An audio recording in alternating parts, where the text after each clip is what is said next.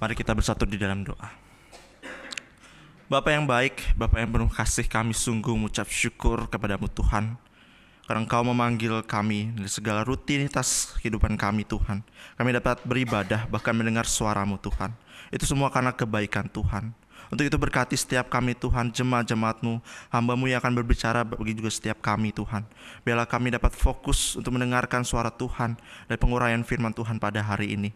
Berkati setiap kami Tuhan dan hadir dalam kami bersama-sama dalam ibadah hari ini. Terpujilah nama-Mu, di dalam nama Tuhan Yesus kami berdoa. Amin.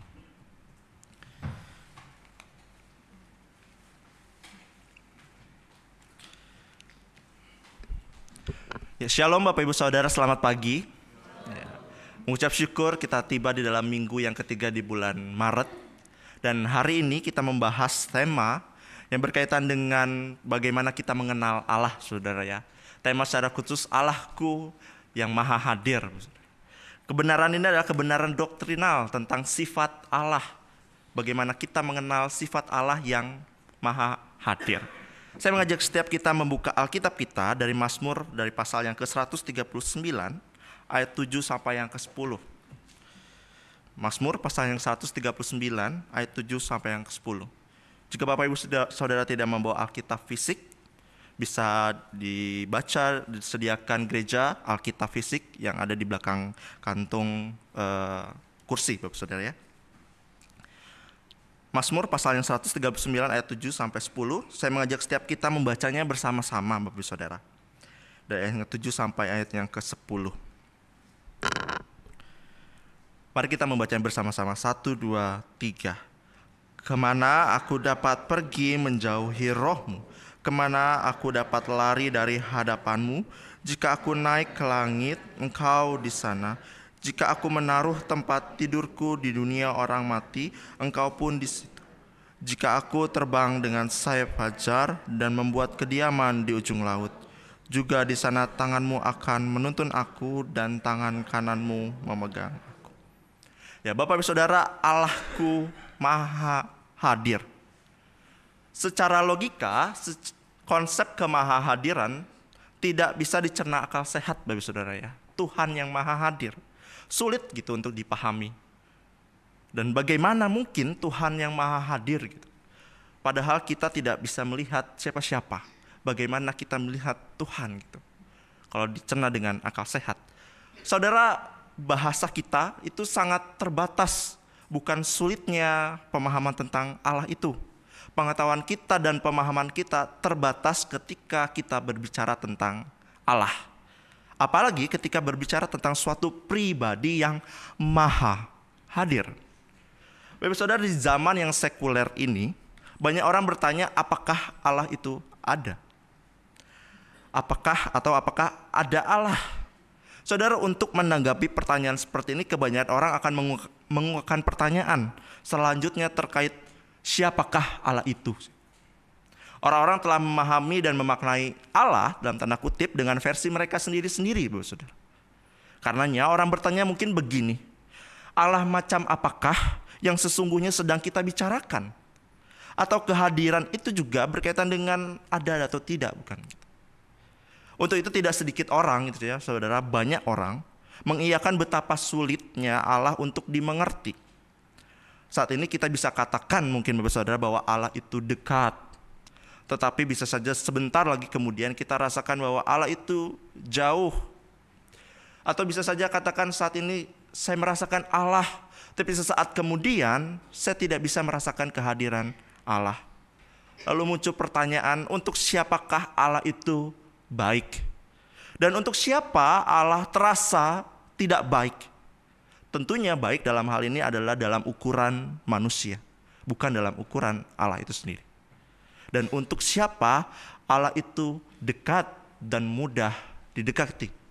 Dan untuk siapa Allah itu ada bagi umatnya. Apalagi Bapak Saudara, ketika kita berdoa dan doa itu tidak terjawab, biasanya timbul rasa kecewa dan mempertanyakan, sebenarnya apakah Allah itu ada atau tidak sih? Ketika kita sedang bergumul dengan suatu hal, kita berdoa dan tidak menemukan jawabannya, masih saja bergumul, sulit dalam hidup. Kita bertanya, sebenarnya apakah Allah itu ada atau tidak? Saudara, yang ingin saya katakan di awal khotbah ini adalah bagaimana Allah itu dapat dipahami dan dirasakan. Sesungguhnya adalah iman kita lah yang mengatakannya.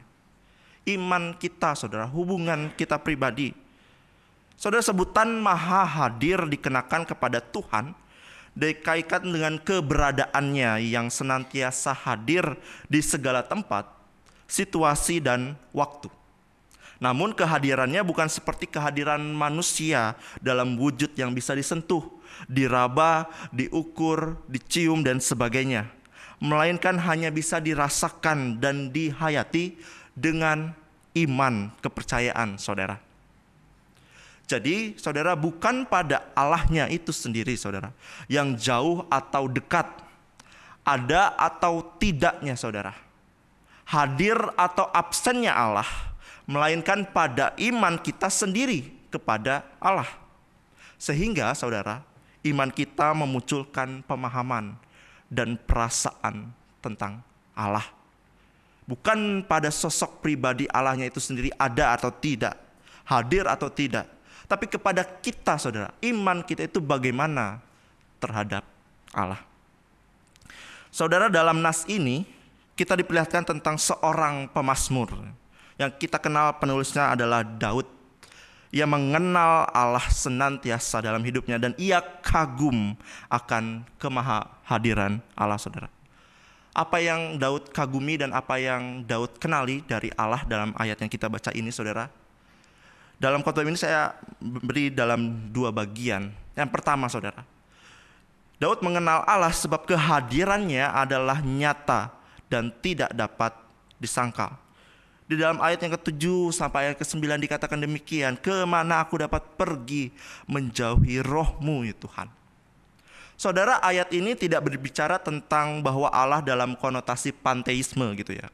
Atau Allah itu adalah segala sesuatu. Misalnya gunung besar, pohon angker, pohon keramat, api besar, gunung, air bah, gempa, semuanya dikatakan sebagai Allah. Bukan seperti itu, saudara. Allah bukan seperti itu. Pemazmur atau Daud dalam bagian ini menyatakan Allah sebagai pribadi yang hadir di dalam semua ciptaannya, saudara. Namun dia berbeda dari semua ciptaan itu dan berada melampaui ciptaan. Makanya dikatakan pakai perkataan seperti ini, kemana lagi? Di tempat mana lagi ya Tuhan aku bisa menghindar dari hadirat-Mu? Saudara, perhatikan ayat yang ke-6 yang tidak kita baca, saudara ya. Dikatakan seperti ini, terlalu ajaib bagiku pengetahuan itu, terlalu tinggi tidak sanggup aku mencapainya. Daud sadar, saudara, bahwa sungguh terlalu ajaib baginya pengetahuan tentang Allah. Terlalu tinggi, tidak sanggup untuk dicapai. Makanya keberadaan Allah yang mustahil dapat diselami oleh manusia, walaupun melewati tahun-tahun meditasi, pembelajaran gitu. Mahasiswa-mahasiswa teologi yang belajar 4 tahun sekalipun tidak sepenuhnya paham tentang siapa Allah, saudara. Bahwa Allah itu sebuah misteri, rahasia, saudara. Apalagi kita yang baru belajar, saudara ya, tentang kekristenan, tentang siapa itu Allah. Allah itu sebuah misteri, sulit untuk dipahami. Akan tetapi, saudara, Allah adalah roh yang hadir di mana saja dan kapan saja. Allah tidak akan mungkin bisa dikotak-kotakan oleh pikiran manusia yang terbatas. Mungkin kita mengatakan, ya Tuhan, Engkau boleh berada di sini, tapi Engkau sama sekali dilarang masuk di sana.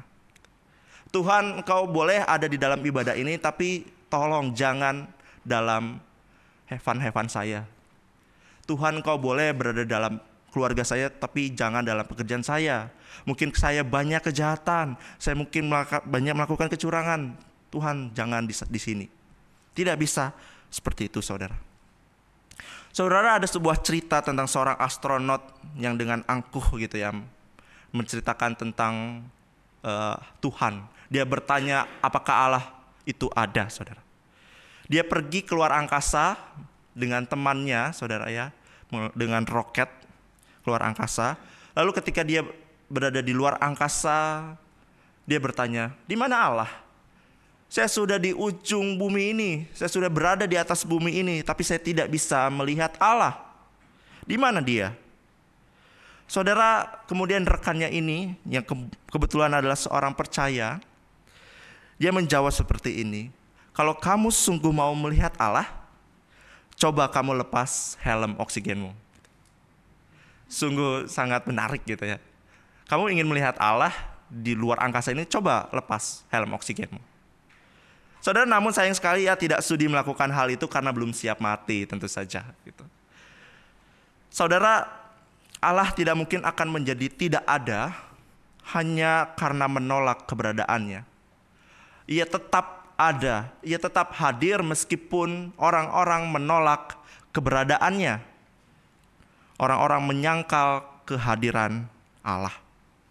Untuk itu bahwa Tuhan atau Allah itu nyata dan tidak dapat disangkal, saudara.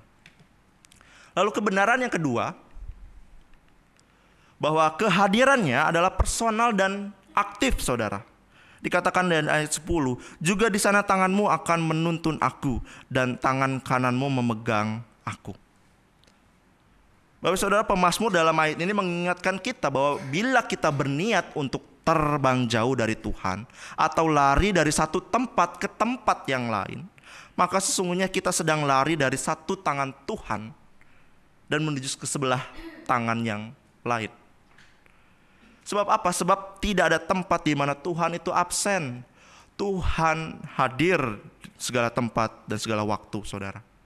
Ayat ini meyakinkan Daud bahwa Tuhan hadir untuk juga menuntun, menguatkan dan menghibur dikala dia sedang terjatuh. Saudara, walaupun Daud tahu memang tidak dapat melihat Allah dengan mata jasmani, tapi Tuhan bukan sekedar hadir dan menonton saja dari kejauhan gitu ya. Jadi Tuhan ada nih, dia kejauhan, oh seperti itu, hanya menonton saja. Bukan, saudara. Bagi pemazmur, keberadaan atau kehadiran pribadi Allah yang aktif dan sepenuhnya itu selalu istimewa baginya, saudara. Dia bukan hanya penonton seperti seorang penonton yang menonton permainan bola. Bukan, saudara. Dia hadir secara personal dan juga aktif, saudara, dalam bagian hidup kita. Keistimewaan kehadiran Allah bermakna seperti bahwa Allah itu bisa berada dengan banyak cara. Ia bisa hadir, menyertai, menuntun, bahkan memperingati Daud, saudara. Memperingati Daud dikala dia berdosa. Jadi Daud ingat betul, saudara, bagaimana Tuhan itu menyertai dia ketika ia melarikan diri dari Saul. Daud juga ingat betul ketika berperang melawan bangsa Filistin, melawan Goliat yang besar itu. Daud ingat betul kehadiran Allah, bahkan sampai ia diurapi menjadi raja. Tuhan pun juga menuntun dia, bahkan saat dia jatuh dalam dosa. Tuhan memperingati Daud, saudara, ketika dia melakukan perzinahannya dengan Batseba. Artinya Tuhan hadir dikala dia dalam keterpurukan, dalam keberdosaan, dan dalam masa-masa sulit. Untuk itu, saudara, bagi Daud, kehadiran Allah ini sangat spesial bagi Daud. Dan bagi orang-orang Kristen saat ini mungkin mengatakan Allah ada di setiap tempat, bukanlah sesuatu yang tidak biasa, bukan. Allah ada di setiap tempat gitu. Ini bukannya tidak benar, saudara, namun kita harus berhati-hati dengan cara kita memahaminya. Karena Allah adalah pencipta dan pemelihara seluruh ciptaan, maka Allah itu secara langsung ada atau hadir dalam semua ciptaannya dan hadir langsung di dalam setiap peristiwa yang terjadi. Saudara, bukan berarti Allah itu ada banyak, saudara. Allah 1, Allah 2, Allah 3, Allah 4, dia ada di mana-mana gitu. Ada di dalam aktivitas Musa Yunus, aktivitas Los Okta dan sebagainya. Bukan seperti itu. Allah ada banyak, saudara, bukan. Atau mungkin berarti bahwa Allah itu juga mengisi setiap ruang-ruang kosong gitu yang ada. Jadi kesannya Allah ada di mana-mana dan ada banyak. Bukan seperti itu. Yang ditunjukkan oleh pemazmur adalah bahwa kemanapun ia pergi, bahkan sampai ke ujung dunia yang paling jauh sekalipun, di sana Allah menemukan dia. Allah adalah Allah yang personal bagi setiap pribadi umatnya. Saudara, pasti Anda sangat akrab dengan kisah Yunus. Bukan Musa Yunus ya saudara ya, tapi Yunus di perut ikan gitu ya. Di mana Tuhan memerintahkan Yunus untuk pergi ke Niniwe, tapi Yunus melarikan diri, bertolak ke Tarsis, saudara. Yunus menyangka bahwa dirinya dapat melarikan diri dari hadapan Tuhan, naik ke sebuah kapal dan turun sampai ke dek terbawah. Daud bersembunyi, namun nyatanya Tuhan mengetahui. Tuhan hadir di sana. Bahkan dalam pergumulan Yunus di perut ikan besar, Tuhan pun hadir di sana, di dalam kegelapan lautan, saudara. Saudara, Tuhan itu mungkin bicara seperti ini. Ada sebuah cerita menarik gitu ya. Mungkin pada satu acara retreat di luar kota, di sebuah gereja katakanlah gitu ya. Ketika ada retreat lalu sesi satu selesai, saudara, biasanya ada istirahat sejenak gitu ya. Setelah sesi selesai ada rehat kopi, minum kopi. Dan kemudian panitia menyediakan makanan kepada para peserta retreat. Peserta retreat dibagikan makanan di dua meja yang berbeda. Di meja satu ada kue pukis. Di meja yang kedua ada gorengan. Saudara, dengan menariknya ada tulisan seperti ini. Di meja yang pertama dikatakan silakan masing-masing mengambil satu. Awas, Tuhan mengawasi. Namun di meja yang lainnya mengatakan seperti ini gitu. Silakan ambil sesuka hati, mumpung Tuhan sedang mengawasi kue pukis. Saudara, Tuhan itu bukan seperti pengawas makanan gitu, mengawas meja, di mana kita mau bebas makan apa saja dan yang lain terbatas gitu. Bukan seperti itu. Tuhan hadir dalam setiap relung hati manusia, pribadi manusia. Gitu. Dia juga bukan Allah yang banyak gitu. Dia hadir dalam meja pertama, dia hadir dalam meja yang kedua. Tapi dalam keseluruhan, sepenuhnya Allah itu hadir, saudara. Bukan seperti ini gitu ya. Jadi nanti kita mungkin diam-diam saja gitu. Tuhan gak ada gitu. Tuhan udah ada di sana gitu. Kita senang-enaknya melakukan sesuatu. Jadi saudara, yang ingin saya katakan, apa sih sebenarnya makna ketika kita memahami bagian ini, kebenaran firman Tuhan? Allah yang nyata dan tidak dapat disangkal, dan Allah yang personal dan aktif. Apa maknanya dalam hidupku?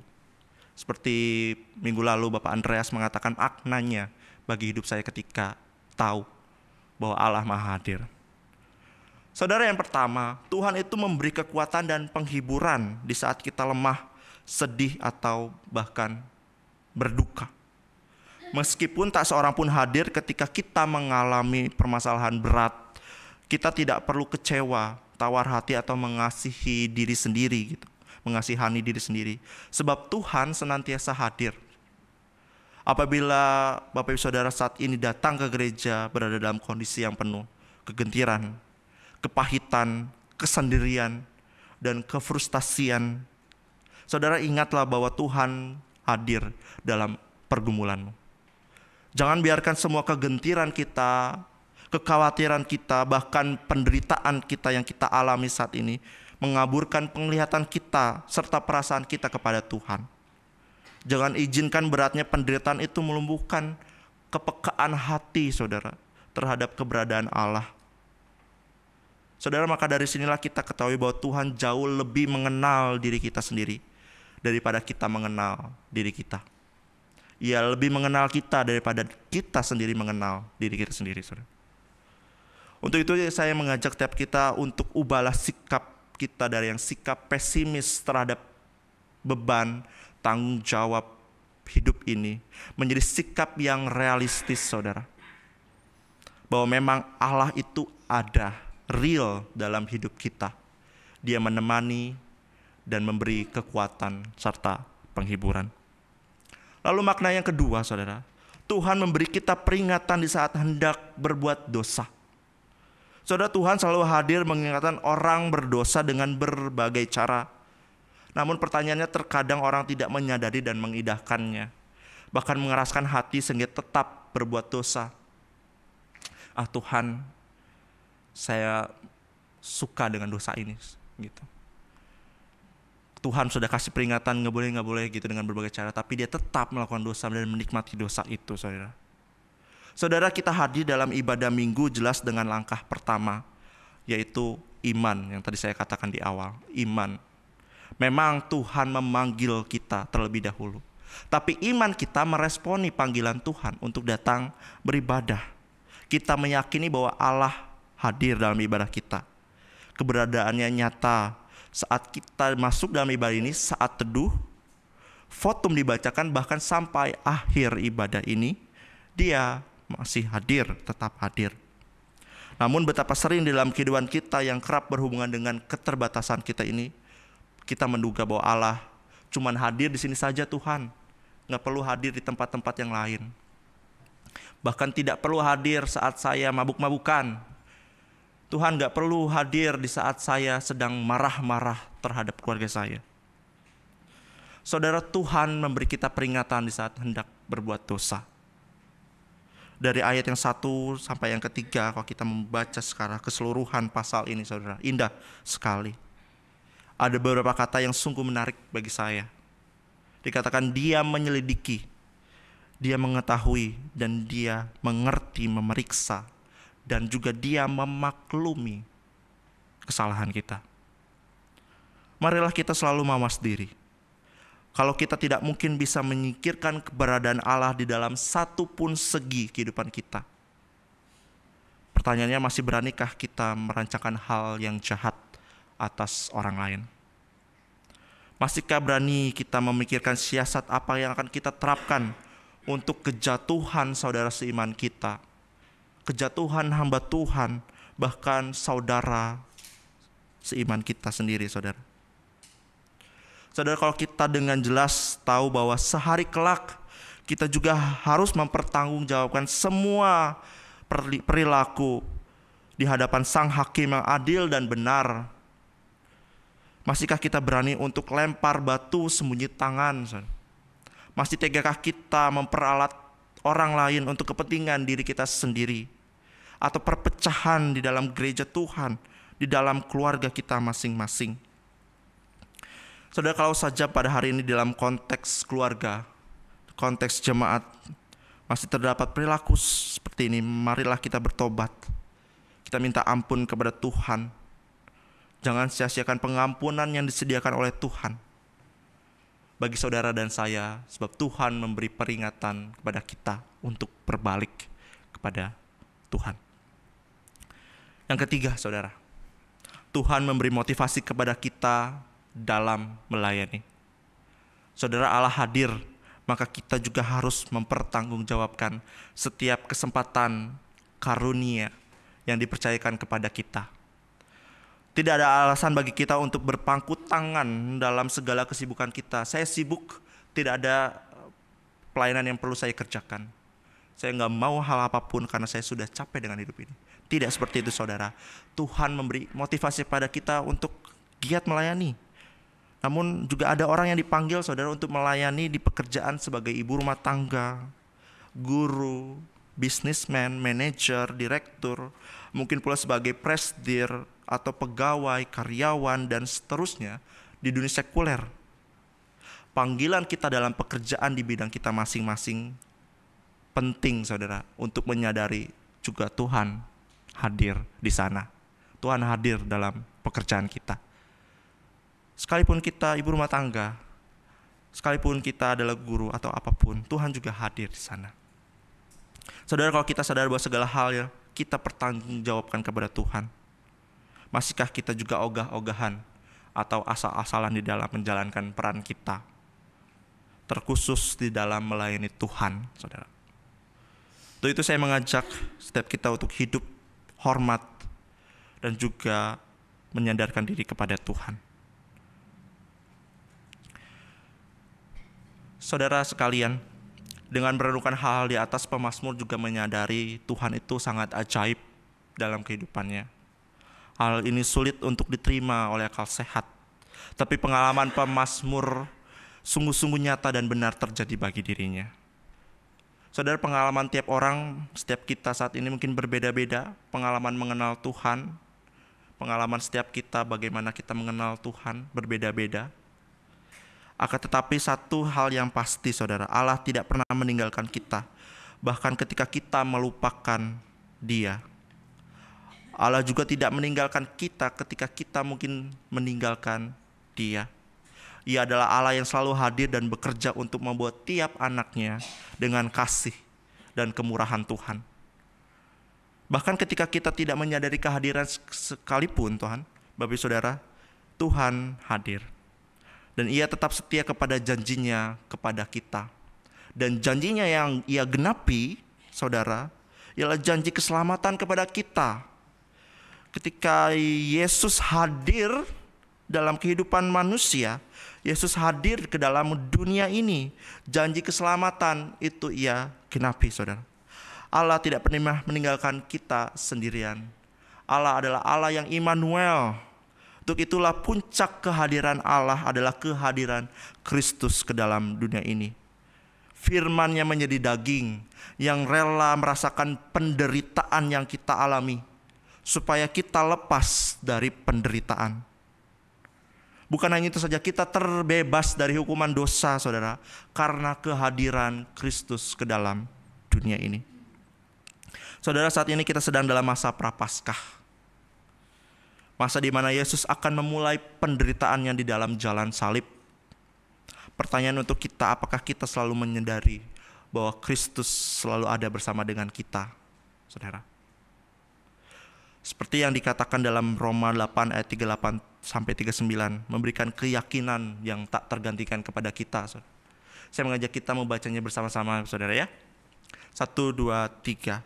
Sebab aku yakin bahwa baik maut maupun hidup, baik malaikat-malaikat maupun pemerintah-pemerintah, baik yang ada sekarang maupun yang akan datang, atau kuasa-kuasa baik yang di atas maupun yang di bawah, atau sesuatu makhluk lain, tidak akan dapat memisahkan kita dari kasih Allah yang ada dalam Kristus Yesus Tuhan kita. Tidak ada yang bisa memisahkan kasih Allah pada kita, saudara. Tidak ada jarak. Keberadaan Allah sempurna di dalam Kristus. Tuhan ingin kita menyadari bahwa Dia ada bersama-sama dengan kita. Saudara, pertanyaan refleksi untuk kita refleksikan sepanjang minggu ini. Pertama, sadarkah Anda akan kehadiran Allah yang mampu mengatasi segala kesulitan? Entah itu sakit, krisis ekonomi, kekecewaan terhadap seseorang, atau bahkan kesepian, Bapak Saudara. Sadarkah kita akan kehadiran Allah?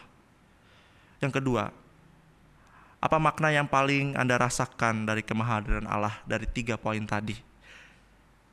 Yang paling Bapak Ibu Saudara rasakan, saudara. Kita resapi poin demi poin tadi.